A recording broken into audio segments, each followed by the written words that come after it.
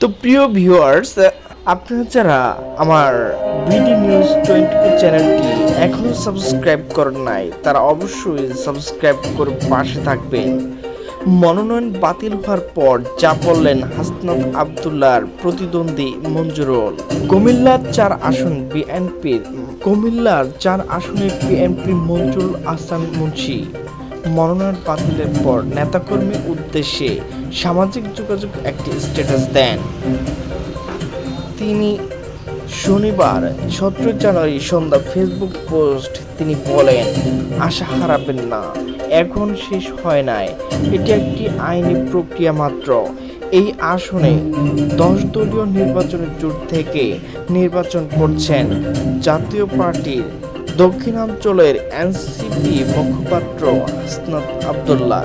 Facebook post Manjurul Ahsan Munshi বলেন, আজ নির্বাচন কমিশন যে সিদ্ধান্ত এসেছে সেটা চূড়ান্ত নয়। আমাদের মামলা এখন উচ্চ আদালত বিবেচনা রয়েছে। আমরা মেরিটের উপর সত্য বিজয় হব ইনশাআল্লাহ। বিশ্বাস করি আদালত ন্যায় বিচার নিশ্চিত করবে এবং আমাদের মনোনয়ন পুনর্বহাল হবে। ধৈর্য রাখুন, ঐক্য থাকুন, ষড়যন্ত্রের সামনে মাথা নত নয়, আইনের পথে আমরা এগোব।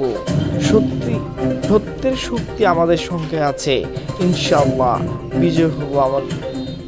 বিজয় হবে আমাদের। এই শনিবার আসন্ন 13শ জাতীয় সংসদ নির্বাচন কুমিল্লা 4 দেবিদ্বার আসন বিএনপির মনোনীত প্রার্থী মঞ্জুরুল আহসান মুন্সী মনোনয়ন বাতিল করে নির্বাচন কমিশন।